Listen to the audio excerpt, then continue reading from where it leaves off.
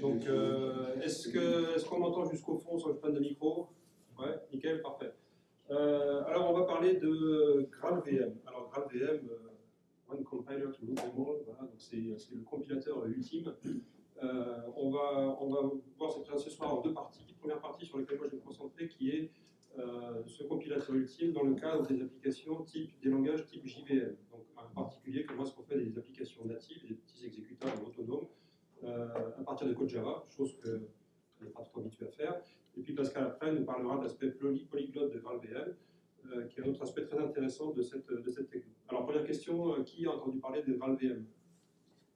Yes. Alors qui a utilisé GraalVM? Il y en a d'autres. Très bien.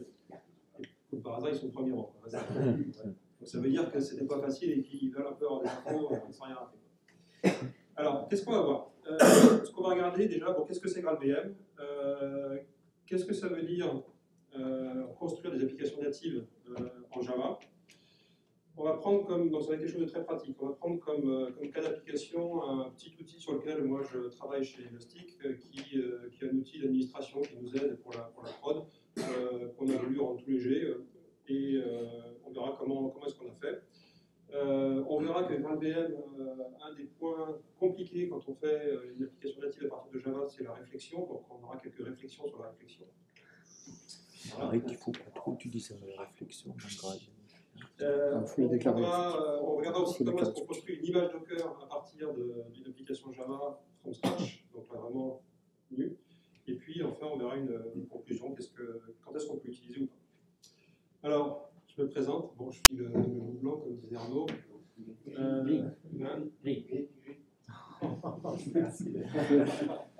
Donc, dans la journée, je suis software engineer, je travaille chez Elastic dans l'équipe cloud. Donc, Elastic, Elasticsearch, Kibana, je pense que la plupart d'entre vous connaissent. L'équipe cloud, donc c'est ce qui veut fournir de services. On fait tourner aujourd'hui pas loin de 50 000 clusters Elasticsearch en prod sur 27 régions, Amazon, Google, Azure et compagnie. Je suis membre de la Fondation Apache depuis 2001. Alors, je ne suis pas très actif, mais quand même, c'est un joli badge dont je suis assez fier. Je suis cofondateur du Jug, Toulouse. C'était il y a 10 ans. Première séance, j'ai fait la toute première présentation au Jug en mai 2009. Java ME. Hein, tu avais fait du Java ME. Du Java ME, voilà, c'était Java sur le téléphone mobile. Donc, voilà. Et puis, j'ai commencé à faire du Java en 97. Donc, au début, j'avais marqué, j'ai commencé à faire du Java quand certains de vous avaient des couches. Je ne sais pas si c'est le cas. Non, peut-être pas. Voilà. Et donc, chez Elastic, voilà, on embauche, on est 6 à Toulouse, c'est 100% remote. Donc, si ça vous intéresse, on pourra en discuter. Donc GraalVM, qu'est-ce que c'est? Alors GraalVM, ça fait un moment qu'on en entend parler. C'est disponible avec une version donc, 1.0 stable depuis pas très longtemps, le mois de mai cette année. En fait, c'est tout un écosystème. Donc c'est issu de travaux de recherche à la fois internes chez Oracle et aussi avec des universités diverses et variées, pas mal en Europe, je crois en Autriche, il me semble. Et l'idée, c'est en fait de dire, on va prendre la JVM comme un moteur d'exécution universel. Pas le limiter seulement au langage qui savent faire du bytecode, comme Scala, Kotlin, Java, et j'ai oublié Clojure sur ce slide-là, Arnaud va me tuer. Bah ouais, qu'est-ce que tu fais là? Le langage la vidéo. moins typé, comme le JavaScript, du Ruby, du R, du Python, et puis aussi, pourquoi pas, aller carrément dans les langages plus traditionnels qui tournent sur la LLVM, comme C++, Rust. Et très récemment, ça date d'il y a 2 semaines, je crois, WebAssembly. Et puis derrière, ça tourne sur quoi? Ça tourne sur OpenJDK, la JVM qu'on connaît, ça tourne en environnement Node.js, ça tourne dans les bases de données Oracle, mais ça on s'en fout. Et ça fonctionne aussi en standalone, c'est-à-dire qu'on fait des exécutés natifs. Alors, petit retour sur la JVM classique, celle qu'on connaît, celle qu'on utilise. Et qui nous permet de faire tourner donc, des langages qui sont basés sur du bytecode. Là, j'ai mis Clojure. Pardon. Voilà. Donc, cette JVM, elle est composée de différentes couches. Donc, la fondation, c'est la machine virtuelle Hotspot qui fournit des services comme le garbage collector, enfin, les différents garbage collectors qu'on va trouver sur la JVM, et aussi tout ce qui est l'implémentation des méthodes natives pour les entrées-sorties, pour aussi certaines méthodes dites intrinsèques qui sont codées directement en C++, voire en assembleur pour accélérer les choses. Et au-dessus de ça, on va avoir toute la machinerie qui va prendre votre bytecode et qui va en faire du code exécutable pour le processeur cible. Donc, c'est architecturé en 3 composants. Le premier, c'est donc un interpréteur de bytecode. Donc, j'ai mon bytecode, je regarde ce que c'est, je l'exécute, bon, je passe à la suite. Alors, ça démarre instantanément, par contre, c'est excessivement lent. Donc, la JVM, quand elle démarre dans ce mode. Et immédiatement, elle commence aussi à compiler votre code, donc le just-in-time compiler, pour en faire du code natif qui va être plus rapide. Par contre, ce compilateur dit C1, il fait ça de manière très rapide, avec très peu d'optimisation.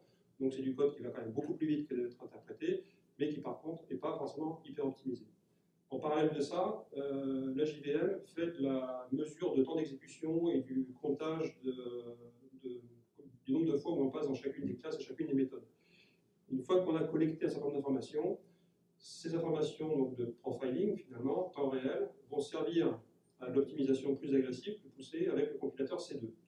Donc là, c'est vraiment là qu'en gros, on déclenche toutes les optimisations poussées qui vont nous donner beaucoup de performance. Et en fonction de l'évolution de l'exécution du code dans votre programme, la JVM peut décider de déoptimiser certaines parties du code, les repasser dans une version moins optimisée, ou voire de les recompiler avec des données de profiling différentes. Donc on a en permanence comme ça ce cycle dans la JVM, qui fait qu'on atteint des performances qui, bien qu'on soit sur un langage avec du bytecode, etc., sont pas ridicules par rapport à un C++ codé, compilé nativement.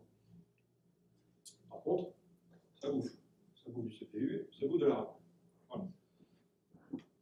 Donc, GraalVM dit, bah, ok, toute cette partie C1, C2 là, on la vire, et on démarre de zéro. On conserve les couches basses, qui sont la gestion du garbage collector, qui sont toutes les documentations des méthodes natives, etc. Par contre, toute l'infrastructure qui est au-dessus, on l'a réécrit. Alors ça se base sur une nouvelle interface dans la JVM qui est apparue avec la JEP 243 qui s'appelle Java Virtual Machine Compiler Interface. Voilà. Et ce compilateur Graal, en gros, prend votre bytecode et va générer du code natif. Alors, et au-dessus de ça, ils se sont dit, bah, alors c'est écrit en Java. C'est bizarre, hein, déjà il y a une notion de bootstrap, hein, c'est qu'il faut commencer par ce code Java l'interpréter, et ce code Java qu'interprété, il va se compiler lui-même en code exécutable. Au-dessus de ça, les recherches se sont greffées, et en particulier donc, le Truffle Framework, dont nous parlera Pascal après, qui est en gros une infrastructure permettant d'écrire très facilement des compilateurs ou des interpréteurs pour n'importe quel langage. Si vous avez généré un AST, un arbre syntaxique, vous allez pouvoir très facilement le coder sur Truffle Framework et de là bénéficier de toute la compilation et l'optimisation qu'il y a dans la partie compilateur de Graal.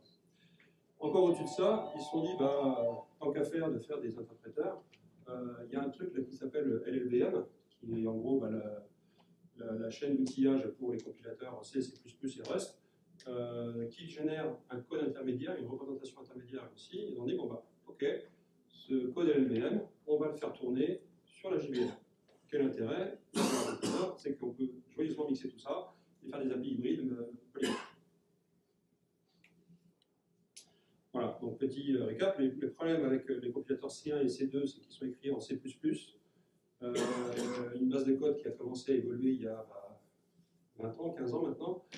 Très compliqué à comprendre. Je sais que quand j'avais fait une présentation là, sur l'exploration au cœur de la JVM, pour arriver à s'y retrouver là-dedans, c'est chaud. Hein, c'est des systèmes de macros où c'est très obscur.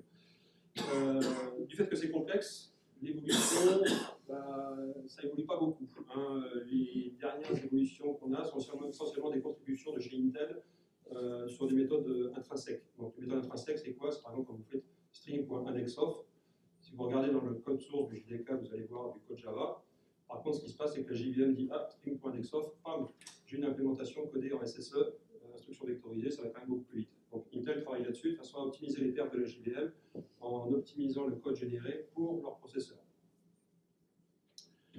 Donc Graal, c'est un compilateur de bytecode qui est écrit en Java. Le code est très très clair, très bien organisé, donc c'est pas le footwork comme dans C2.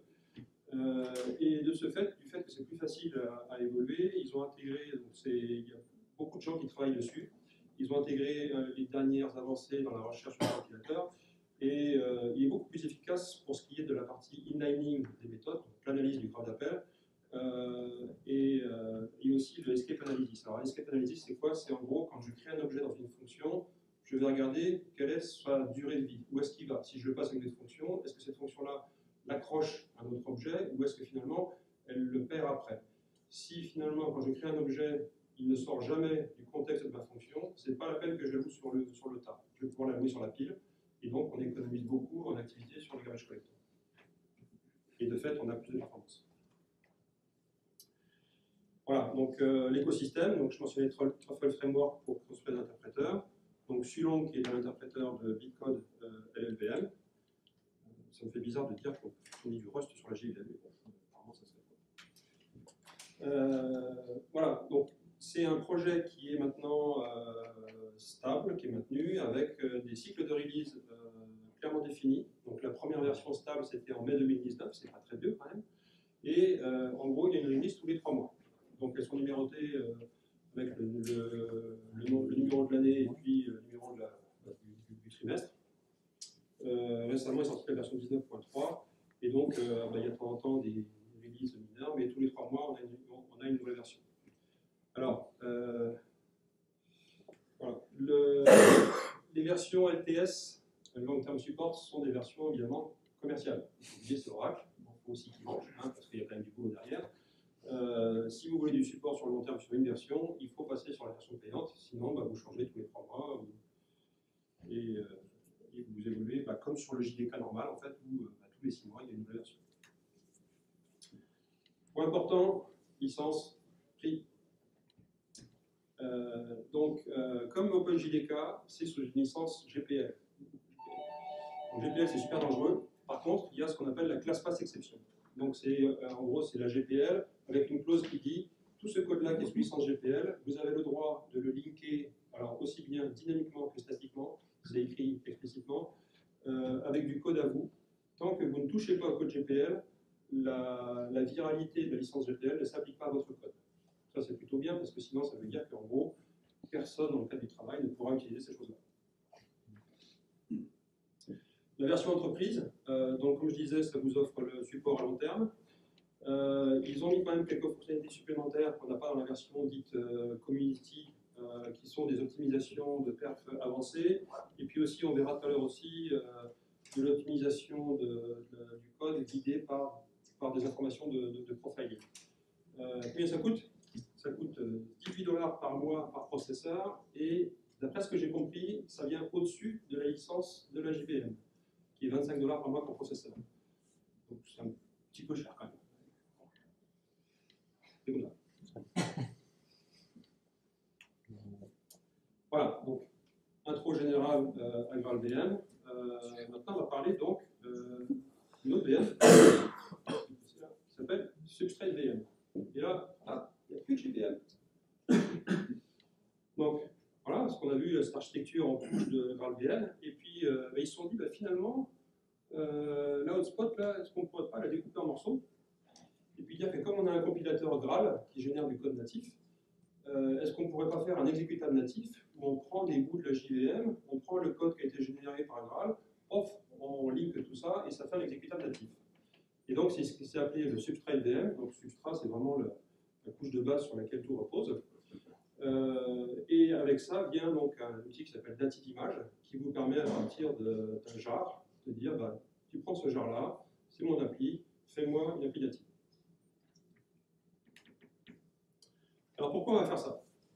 Donc déjà, vous avez sûrement entendu le terme AOT un peu partout dès qu'on parle de GraalVM. C'est le Ahead of Time Compilation, donc ça veut dire voilà, c'est la compilation,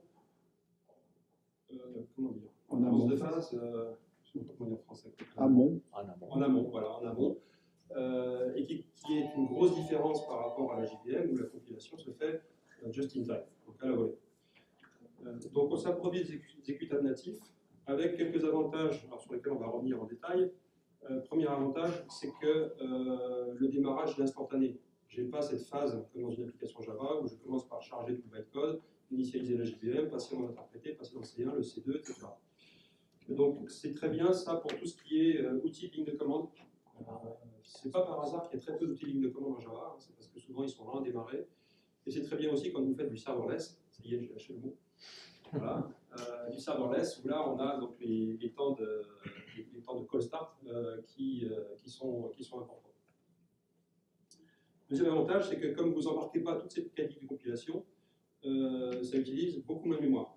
Et ça, on le verra, ça utilise beaucoup moins de mémoire.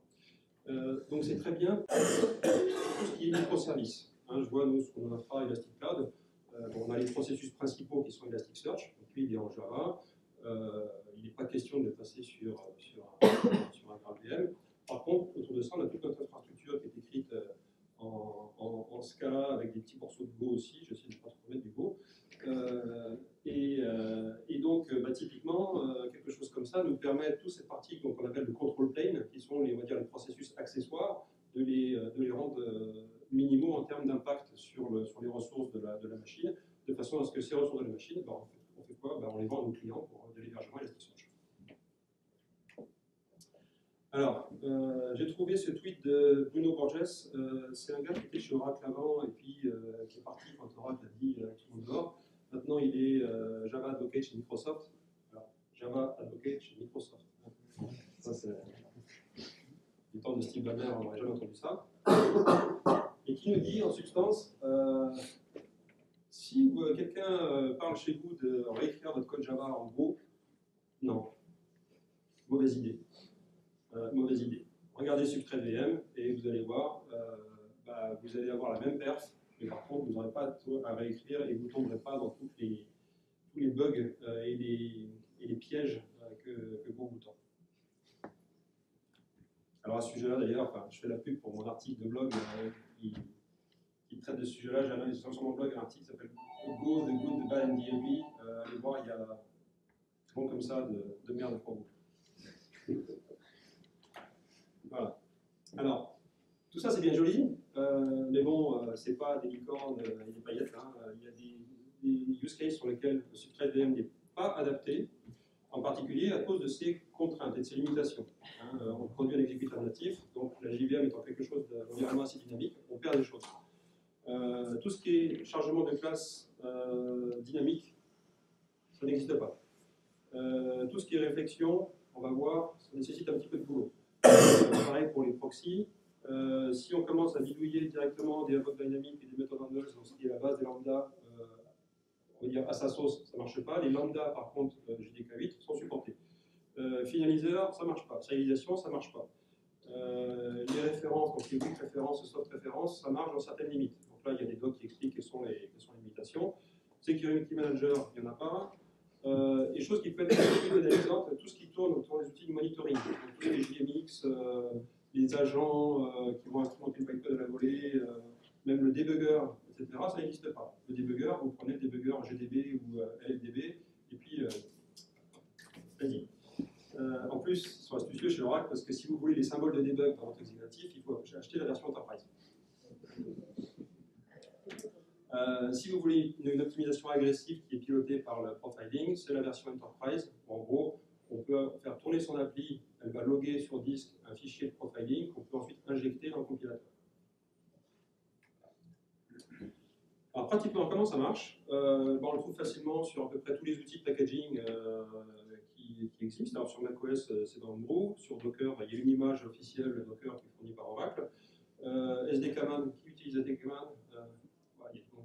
Ça, c'est un outil bien pratique qui, sur toutes les plateformes, vous permet facilement d'installer différentes versions de la JVM, de Ruby, de Node, etc. Et une fois que vous avez ça, vous avez donc la GraalVM, la première image que j'avais montrée. Il faut en plus installer une native image qui est le Substrate VM. Et ça se fait avec GU, qui est Graal Updater. Voilà. Ça me fait beaucoup. Gabuzome, voilà. Je me suis dit, tiens, le chat. Alors, on va rentrer dans le pratique avec un cas d'utilisation qui est cet outil qu'on a développé chez Elastic qui s'appelle ZKstat. Bien joliment. Donc c'est quoi? C'est un outil pour collecter des statistiques sur des données stockées dans Zookeeper. Qui utilise Zookeeper ici? Bon courage. Voilà. Donc Zookeeper, chez nous, chez Elastic, c'est en gros sur nos régions, ce qui contient l'élément central qui contient la conf et qui sert à faire la coordination entre les différents éléments de notre control plane. Donc, comme on a 27 régions, on a 27 clusters Zookeeper, chacun contenant plusieurs centaines de milliers ou millions de nœuds. Donc, Zookeeper, pour mémoire, c'est une espèce de base de données ou système de fichiers hiérarchiques distribués avec des capacités de. Enfin, on l'utilise souvent pour faire de la coordination entre les systèmes distribués. Et comme c'est le truc central et qu'on l'a un peu partout, et qu'il y a des instances Zookeeper qui tournent depuis 6 ans maintenant, c'est intéressant de voir un peu ce qu'il y a là-dedans. Hein, c'est comme quand vous faites le ménage sur votre disque dur, et de comprendre ce qu'il y a dans ce bazar. Donc on a développé ce petit outil qui ne va pas se connecter en client Zookeeper, parce que là il effondre tout, il part pour tout, mais qui va directement lire les fichiers sur disque, et qui nous fait des stats là-dessus. Donc, en particulier, comme on est chez Elastic, ce qu'on fait, on sort toute la liste des fichiers qui sont là-dedans avec les infos dessus, on ingère dans Elastic, et on fait des jolis graphes avec Kibana. Et puis aussi, pour que ça fasse moins de volume, on agrège directement dans cet outil des statistiques par type. Donc on a une bibliothèque de patterns, en gros des expressions régulières correspondant à des types de nœuds, et puis on dit, voilà, sur le chemin qui décrit des configurations de clusters, on a tant de nœuds avec une moyenne de tant de versions par nœud, comme ça on voit un petit peu à quel rythme ça bouge, la taille moyenne, la variance sur la taille, pour qu'on voit si c'est homogène ou pas, etc., etc. Donc cet outil nous fait un petit détour par une petite librairie super sympa, moi j'adore, qui s'appelle Picocli, pour écrire des lignes de commande en Java. Il y a peu de monde qui la connaît, donc je fais ça plus parce qu'elle le vaut bien. Donc on va commencer à avoir du code. Est-ce qu'au fond il ne voit pas le code, non? Si. Ah, vous avez un écran là, super. Donc, mon main, c'est quoi? C'est une classe qui a une méthode run et qui va créer des objets qui sont un command line. Donc ça, c'est l'outil Picocli. Et dedans, je vais rajouter des sous-commandes. Donc là, ce qu'on voit, c'est que je vais pouvoir taper zkstat, log-stat, notstat, notypestat, notypestat, CSV. Comment ça marche, ça? Ensuite, je dis, voilà, j'ai mon objet command line. Je dis, command line, vous pouvez exécuter avec les arguments. Il se démerde, terminé. Concrètement, n'ayez pas peur, hein. Il y a beaucoup d'annotations et beaucoup de choses, mais c'est assez simple. Concrètement, c'est quoi? C'est que chacune de mes commandes que je vais pouvoir activer depuis la ligne de commande, c'est un callable qui renvoie un entier. Donc c'est quelque chose qui typiquement a une méthode call et qui me renvoie un entier qui va être le code de retour que je vais renvoyer comme résultat du process. Et puis, il y a tout un tas d'annotations qui finalement vont permettre de décrire la ligne de commande et les paramètres que j'attends. Donc ce qu'on voit ici, là, j'ai un texte dead. Ici, là, ma logstat collects transaction log changes into JSON, ok. Et je vois que j'ai un string data dir, un string output file name, et puis j'ai un target index name qui est un paramètre optionnel avec un -t. Voilà. Et avec un -t, il y a un -" target index. Donc je décris comme ça complètement ma ligne de commande. Et puis ensuite, Picocli, par réflexion, c'est important, va venir donc introspecter ces annotations et à partir de ce moment-là, créer l'interpréteur de la ligne de commande. Donc typiquement, si je fais les zkstat logstat, en gros, il va chercher à remplir cet objet logstat commande qu'on a vu avant, à remplir les champs par rapport à la configuration qu'on a donnée, et puis il va me dire, voilà, il manque des choses. Il me manque data dir, output file name, et il nous sort le texte dead. Donc là, vous construisez une ligne de commande en Java en 2 temps 3 mouvements. C'est presque aussi bien que structure de Rust. Pas complètement. Donc pour notre outil, on a utilisé Gradle, version Kotlin. Donc là, je sens qu'il y en a qui vont aimer, voilà. Hop, donc c'est tout bête, hein, il n'y a rien.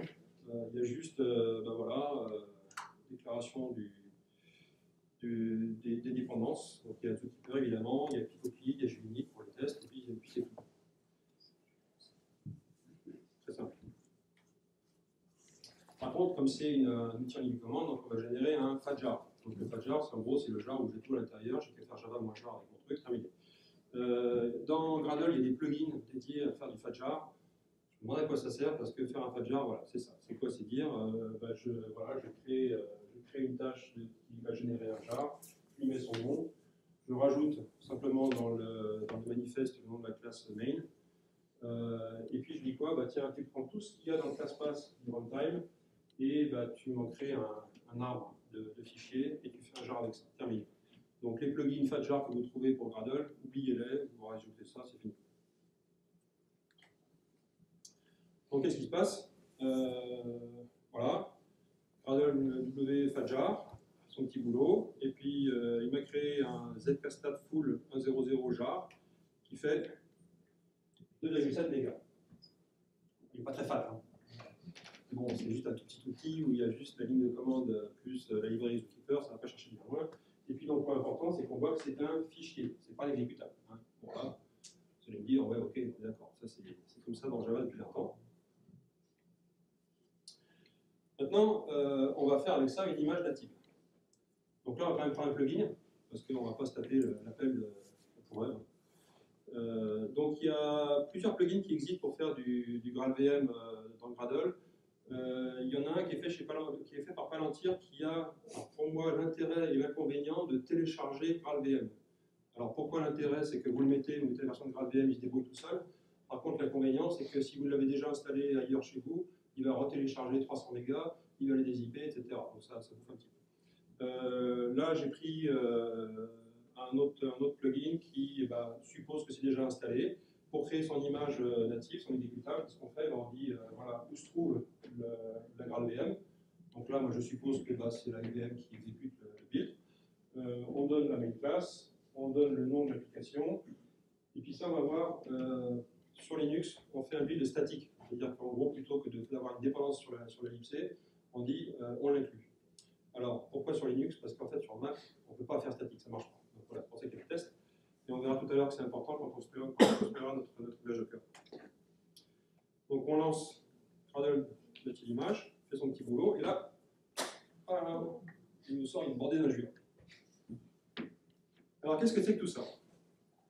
Il dit, attention, donc il analyse en gros tout le code, il commence à générer le code, et puis il dit, attention, j'ai trouvé dans les classes que j'ai à compiler, des classes qui font des appels à la réflexion. Donc, potentiellement, il y a un problème, parce que toutes ces informations-là vont disparaître de l'exécutable natif. Donc là, il me dit, voilà, j'ai trouvé classe for name, classe new instance, get method, etc. à cet endroit-là. On importe peu. Et puis surtout, à la fin, il nous dit, voilà, j'ai construit une image zkstat qui est une fallback image qui nécessite un JDK. Alors ça veut dire quoi ça concrètement? Ça veut dire qu'il m'a généré un exécutable, mais l'exécutable c'est juste une enveloppe vide qui va appeler le Java classique. Donc intérêt 0. Okay. Alors, on va voir qui nous dit voilà, rajouter le paramètre moins no fallback pour éviter ça. Essayons. Nickel. Et puis warning. Par contre, je lance mon programme et puis il me dit Picoply, là, il dit tu me passes une commande, mais j'arrive pas à trouver les annotations. Forcément, elles ont été virées parce qu'il n'y a pas de réflexion. Donc, on va devoir configurer la réflexion. Donc c'est là où il peut y avoir un peu de boulot quand on passe à la native image, c'est qu'en gros il faut dire à la native image quelles sont les classes qui sont utilisées par réflexion, quelles sont les classes pour lesquelles on fait des proxys, quelles sont les classes qui sont chargées dynamiquement avec les classes pass, vous faites la classe for name, quelles sont les librairies qui sont chargées avec JMI. Alors il y a dans le native image un certain nombre d'heuristiques qui permettent de s'en tirer dans les cas simples, on va dire. Quand vous faites un class for name avec une chaîne de caractères statique, il sait qu'elle va être chargée dynamiquement et puis il le fait automatiquement. Par contre, quand le nom de la classe, c'est une variable ou un truc qui est calculé, là, il ne peut pas le deviner. Donc c'est à vous de lui dire. Alors, comme ils font les choses bien quand même, ils fournissent un petit agent Java qui fait que vous pouvez lancer votre appli avec cet agent et ce truc-là intercepte tous les appels à la réflexion et va vous créer les fichiers de config que vous pouvez donner ensuite en entrée à native image. C'est assez pratique. Donc là, ce qu'on fait, c'est qu'on lance notre programme en disant moi, je dis le native image et on lui dit où est-ce qu'il doit aller écrire ces données. On lance notre programme, on joue avec. Alors c'est là où il faut s'assurer qu'on passe partout là où il y a de la réflexion, histoire que toutes les informations soient collectées. Et à la fin, il nous crée 4 fichiers correspondant aux 4 aspects qu'il faut configurer. Alors à quoi ça ressemble? Exemple, il a vu que sur log stack command, on a besoin d'aller choper par réflexion les champs, les méthodes. Alors là, il est un peu grosse maille, parce qu'il dit, allez hop, toutes les méthodes déclarées, toutes les méthodes publiques, tous les champs, vas-y. Mais bon, là au moins on sait que ça marche. Alors, c'est quand même un petit peu pénible, mais notre ami Picoply, lui, il sait qu'on l'utilise souvent dans le contexte de GraalVM, parce que justement c'est la ligne de commande, Et donc, il arrive avec un annotation processor qui, en gros, va prendre toutes les classes qui sont annotées comme étant commandes de Picoply et les utiliser pour générer ces fichiers de config. Donc, il suffit dans le build de rajouter l'annotation processor, et puis il va faire son petit boulot. Et il rajoute ça où? Il rajoute ça directement dans build Java beta-inf. Donc là, c'est une convention beta-inf native image qui fait que si le compilateur native image trouve des fichiers là-dedans, il va dire ah tiens, on va préparer des fichiers de config pour la réflexion et tout ça, c'est cool, je les trouve. Donc on n'a plus rien à faire. Et si on regarde ces fichiers-là à quoi ils ressemblent, on voit qu'il est un peu plus fin, parce qu'il va nous dire pour nos différentes classes quels sont les champs effectivement qu'on utilise. Il ne va pas dire on prend tous les champs et débrouille pas. Mais le principe reste le même. Hein. Donc là, voilà, ces fichiers-là sont décrits sur le site de GraalVM. C'est assez simple, ça peut être rébarbatif et on peut en oublier. Donc c'est là qu'il y a un petit passage à y faire. Donc maintenant, on va faire notre image native. Alors, 32 secondes. Un petit peu long quand même. Hein. Donc c'est pas le truc que vous allez faire tout le temps.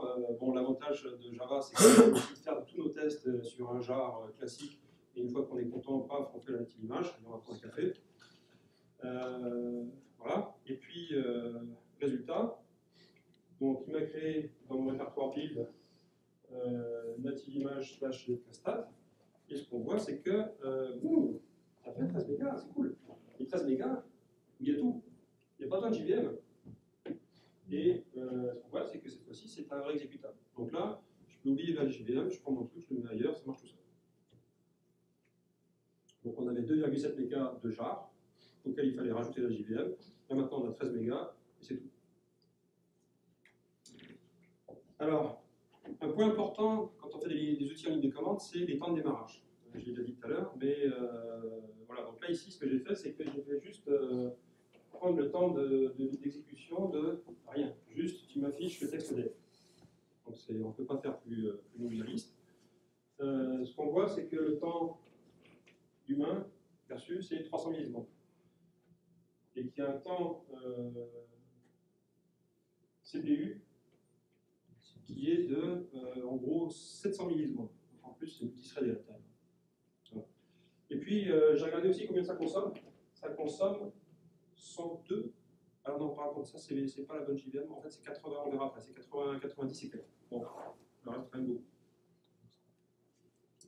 Donc, kilo, hein. Donc on est en mégas, 102 mégas. La même chose avec l'image native. Hop là.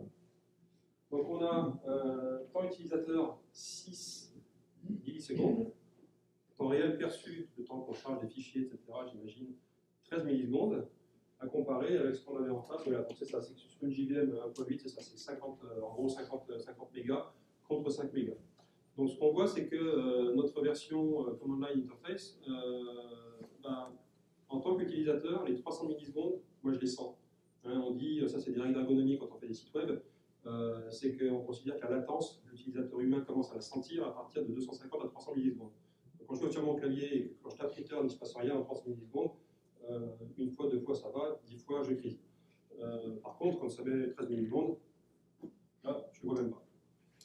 Donc cet aspect-là est super important quand vous faites des outils de ligne de commande. Hein, c'est pour ça aussi qu'on voit très rarement des outils de ligne de commande en Java, c'est que en plus si vous avez des grosses applis, ils vont mettre encore plus de temps à démarrer et les utilisateurs ils vont dire mais trop pénible. Alors maintenant on va regarder comment est-ce qu'on fait une image Docker avec des images natives. Alors ça n'a pas forcément trop d'intérêt dans le cadre d'une application de ligne de commande, encore que c'est un système de packaging comme un autre, hein, comme on a plusieurs milliers de VM, alors on met sur notre Docker repository et puis on fait juste Docker pool de l'image et puis voilà, on a notre exé qui est là. Donc qu'est-ce qu'on a? On va faire un build multistage. Qui utilise les builds multistage? Ouais, ah, tant que ça en fait. Hein. Qui ne sait pas ce que c'est un build multistage? Ah, super, je vais apprendre des choses. Donc en gros, dans Docker, quand vous faites un build, si vous faites un fichier de build unique, votre image à la fin, elle va contenir toutes les couches qui ont servi à faire la génération de l'exécutable final. Nous, en gros, on part d'une image Docker qui est la VM fournie par Oracle, 400 mégas. Dessus, on va installer Gradle. Je ne sais pas combien ça fait, mais enfin bon, ça fait un petit moment à télécharger. Après, on va télécharger des dépendances, donc des genres, etc. Et puis à la fin, on va dire fais-moi une image native. Et puis à la fin, on aura un truc qui fait, mais j'avais dit 13 mégas, c'est ça? C'est un peu dommage de dire que l'image finale elle contient 400 mégas simplement pour avoir un exécutable de 13 mégas à la fin. Donc on le fait en plusieurs parties. On dit voilà, from Oracle, machin, etc. as build. Donc toute cette partie-là, elle s'appelle build. Et à la fin, je dis from scratch. Donc je pars d'une image vide, rien, même pas d'image Linux, rien du tout, c'est vide. Et je dis quoi? Je copie depuis cette partie-là mon exécutable natif et je le mets à la racine, terminé. Il n'y a pas de /dev /proc /usr, n'importe quoi, il n'y a rien du tout, il y a juste notre fichier. Alors petite astuce que moi j'utilise aussi très souvent dans mes images Docker, c'est penser les instructions de façon à optimiser l'utilisation du cache de build Docker. Donc en particulier, ce qu'on voit ici, c'est que je regarde quels sont les éléments qui peuvent varier et je mets en premier les choses qui varient le moins souvent. Donc dans notre build, ce qui varie le moins souvent, c'est quoi? C'est la version de la JVM. Ensuite, c'est quoi? C'est Gradle, la version de Gradle. Ensuite, c'est quoi? C'est le build lui-même, les dépendances. Et en final, c'est les sources. Donc c'est pour ça que je n'ai pas juste un truc qui dit Gradle, build, terminé. Je l'ai en différentes étapes. Donc première étape, c'est je prends l'image de base, j'installe native image, toc, terminé. Ensuite, je copie donc, le Gradle W qui est dans mon répertoire source et le répertoire Gradle qui contient le bootstrap de Gradle, et je lance avec rien. Donc là, Gradle va se télécharger. Il se met dans un layer de l'image Docker qui pourrait être utilisé après. Et puis en final, j'ai aussi rajouté une petite tâche qui s'appelle Download Dependencies, qui ne fait pas grand-chose, qui va juste parcourir le classe-path test runtime, donc en gros toutes les dépendances, y compris celles qui sont nécessaires au test. Le simple fait de faire ça va aller les télécharger de votre repository Maven et elles vont se retrouver dans le layer de l'image Docker à l'endroit de l'instruction. Et puis enfin, je copie les sources et je construis ma native image. Donc si la seule chose que je modifie, c'est les sources, toute cette partie-là, elle est cachée, je ne vais pas l'en faire. Alors que souvent, quand vous faites du build Docker avec Zapi Java, si vous ne faites pas attention à ça, allez, je lance mon build et puis je vais déjeuner. Je ne vais pas prendre un café, je vais déjeuner. Et puis à la fin, on compile tout ça et on compile juste notre exécutable. Alors, voilà, petit aperçu. Donc, on voit là, j'ai fait un build là où j'ai juste. Qu'est-ce que j'ai fait là? Ouais, donc c'est juste pour montrer le build de l'image, on fait du cache. Et à la fin, ce qu'on voit, voilà, notre image Docker, elle fait 14 mégas. Donc, quand on est habitué aux grosses images Docker qui font 500 mégas ou plus, ça fait bizarre. On se dit, mais il y a quelque chose qui cloche, c'est pas normal. Voilà, conclusion. Alors, quand est-ce qu'on va l'utiliser et quand est-ce qu'on ne va pas l'utiliser? On a déjà abordé un peu les choses. Donc, les pros. Donc, les avantages, c'est quoi? C'est qu'on a un exécutable super petit. Autre avantage, c'est que l'occupation, l'utilisation RAM est minimale. Donc, c'est très adapté à tout ce qui est container sidecar, les utilitaires, les lignes de commande, etc. Temps de démarrage instantané, donc pareil, les lignes de commande, les fonctions serverless. Par contre, les inconvénients, c'est que ça peut nécessiter de la conf. On l'a vu à travers la réflexion, il peut y avoir des itérations là-dessus jusqu'à ce que ça marche. Vous avez intérêt à bien tester. On perd aussi beaucoup des fonctionnalités de management qui viennent avec le JVM, qui sont aussi un des points forts de l'écosystème Java. Tout ce qui est JMX, instrumentation, debugging, etc. Il n'y en a plus. Ça, potentiellement, peut ne pas fournir la performance la plus optimale possible parce qu'il n'y a pas ce cycle de recompilation avec des informations de portée temps réel. Mais si vous en arrivez à vous poser ces questions-là, posez-vous d'abord la question, est-ce que votre code est optimal? Parce que souvent, vous allez avoir des gains bien supérieurs en allant regarder les petits bouts de code qui sont des usines à consommation de CPU, plutôt que d'aller tuner les paramètres de la JVM. Voilà.